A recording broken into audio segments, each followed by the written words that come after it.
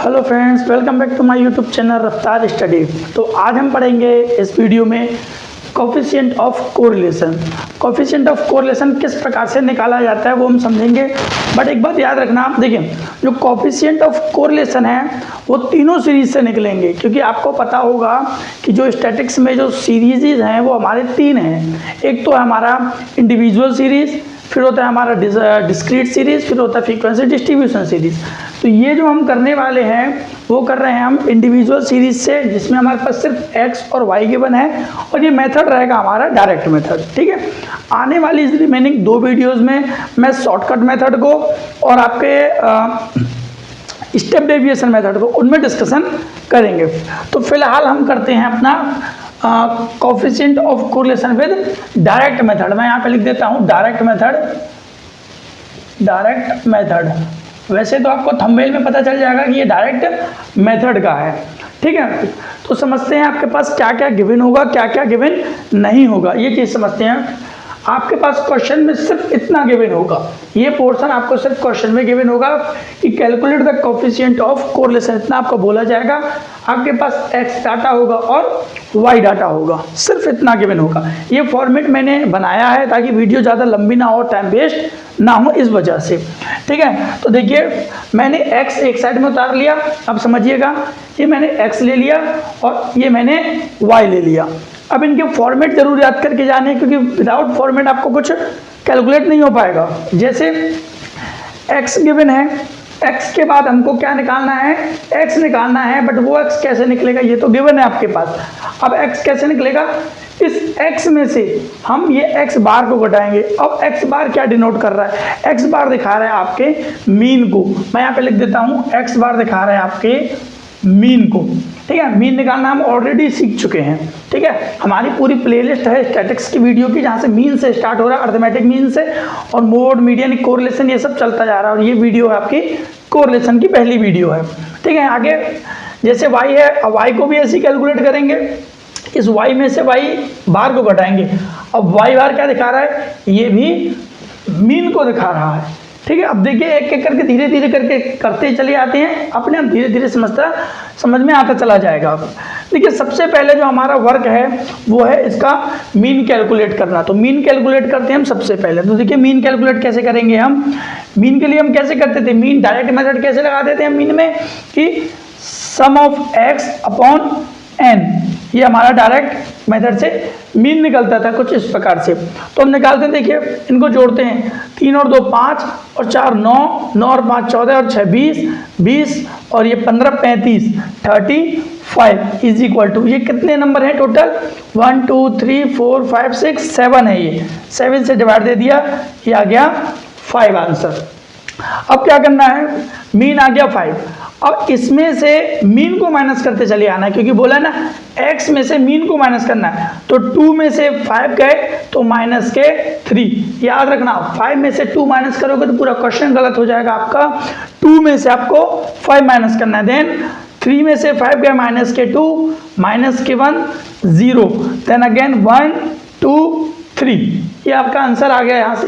अब क्या करना है, जो आपका x आया है उसका आपको x स्क्वायर करना है, इसका स्क्वायर करना है। तो -3 का स्क्वायर हो जाएगा प्लस के 9।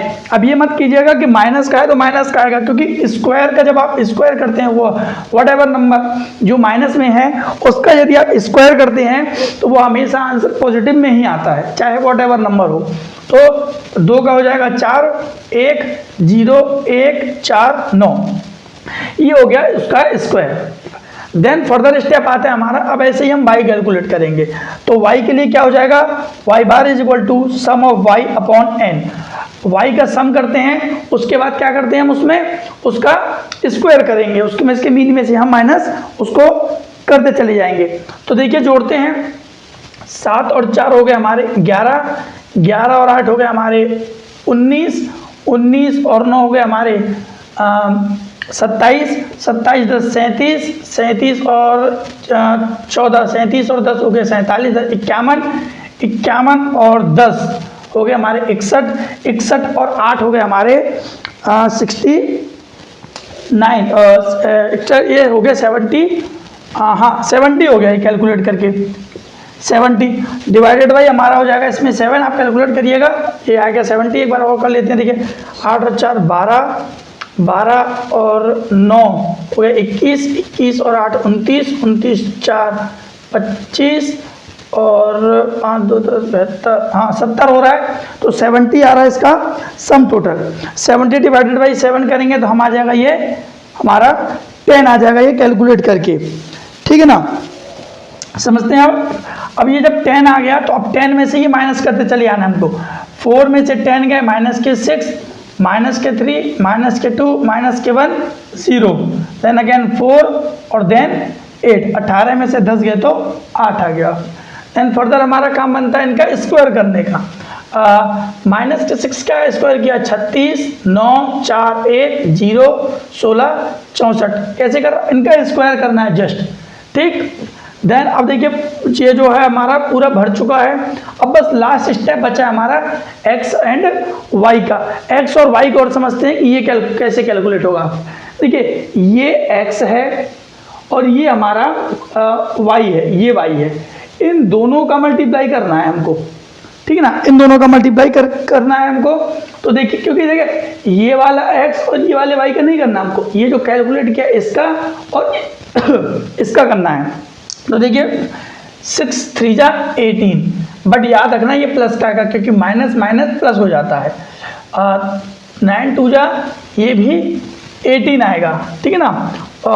माइनस के 1 इंटू 4 करेंगे, सॉरी देखिए यह है 2 इंटू ये 3 करेंगे, 2 3 जा 6, 1 इंटू माइनस के 2 आ जाएगा 2, और 0 का इंटू 1 में करेंगे तो आ जाएगा 0, 1 का इंटू 0 में करेंगे तो आ जाएगा 0, ठीक है। 2 का इंटू हम 4 में करेंगे 4 2 जा 8, देन 3 का इंटू हम 8 में करेंगे 8 3 जा 24। इस प्रकार से हमारा ये आ जाएगा, ठीक है ना। अब क्या करेंगे, अब हमारा जो फर्दर स्टेप बनता है वो इन सब का टोटल बनता है, क्योंकि जिस चीज़ का मैं यहाँ देखिए फॉर्मूला है, ये कोफिशिएंट ऑफ कोरिलेशन का हमारा ये फॉर्मूला है, इसके हिसाब से ही हम कैलकुलेट करेंगे किस किस का सम करना है हमें।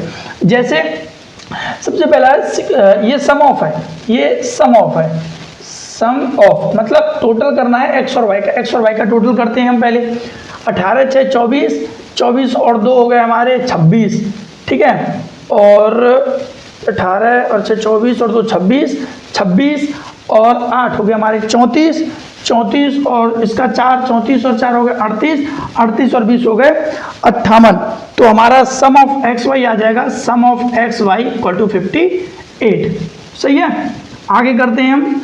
अब एक्स स्क्वायर का सम चाहिए हमको, इसका सम चाहिए और वाई स्क्वायर का सम चाहिए। करते हैं 9 और 4 13 और 1 14, ऐसे ही 9 4 13 और 1 14, 14 14, सिग्मा एक्स स्क्वायर आ रहा है हमारा 28, ठीक है ना, ये 28 आ रहा है। तो ऐसे ही हमको ये वाई का सम टोटल कर लेना है। इसका टोटल करते हैं 9 और 4 13 और 1 14, 14 में से 4 इसको दे दी हमने तो हो गया 14 और 4 40 और 10 50, 50 और 10 60 और 6 50 66, 66 और 4 70, 70 और 6 130। तो सम ऑफ एक्स स्क्वायर आ रहा है, सम ऑफ वाई स्क्वायर आ रहा है हमारा 130। तो बस इतना ही कैलकुलेशन चाहिए था हमें। अब इस वैल्यू में हम इसको पुट करके देखते हैं। देखिए सम ऑफ एक्स वाई आ रहा है हमारा 58 अपॉन अंडर रूट में सम ऑफ एक्स स्क्वायर कितना आ रहा है हमारा 28, ठीक है, ये 28 आ रहा है। मल्टीप्लाई बाय वाई स्क्वायर कितना आ रहा है हमारा, वाई स्क्वायर आ रहा है हमारा 130 का, 130 R is equal to 58 upon under root में। जब आप इन दोनों का मल्टीप्लाई करेंगे तो मैं आपको बता देता हूँ डायरेक्टली कितना आ रहा है, 3640, 3640।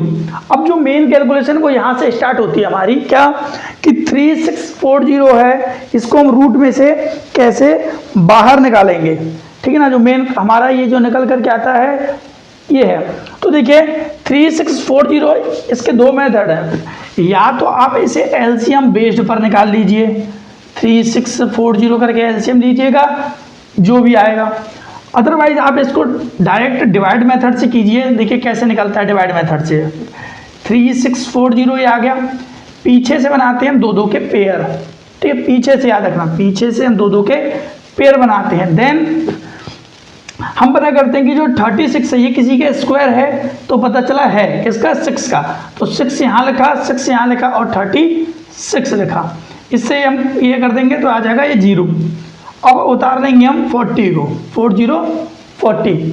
अब 6 में हम 6 जोड़ देंगे, इसमें यही जोड़ देते हैं, ये मेथड है, ठीक है। 6 में 6 जोड़ा आ गया 12, ठीक है। अब देखिए ये जो 4040 है, अब 4040 लाएंगे कैसे, इस चीज़ को हम समझेंगे यहाँ से।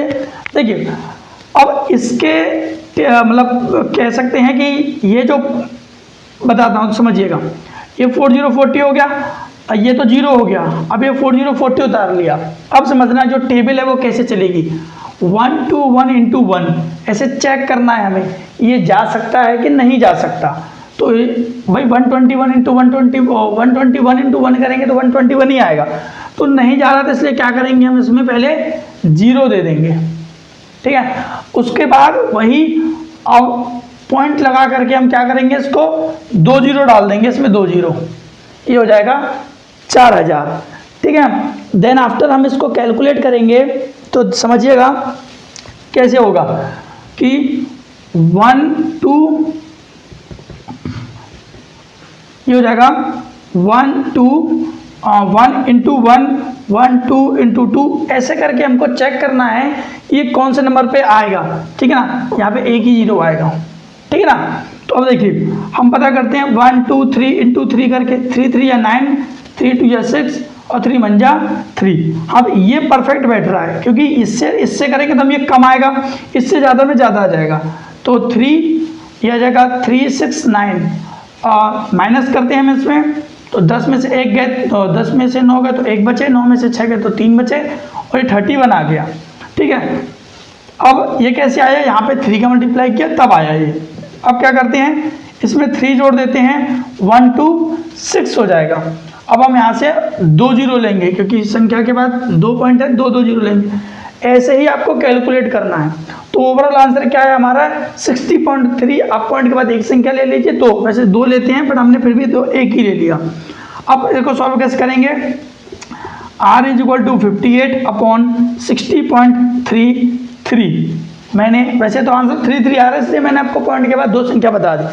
जब आप पॉइंट काट करके 2 0 बढ़ाएंगे और इसको सॉल्व करेंगे तो जो आंसर आएगा, जब आप डिवाइड दे दीजिएगा, आंसर आएगा आपका 0.96, क्योंकि ये बेस वाला बड़ा है वो ऊपर का छोटा, इसलिए पॉइंट लगा करके होगा, तो 0.96 is the answer of this question.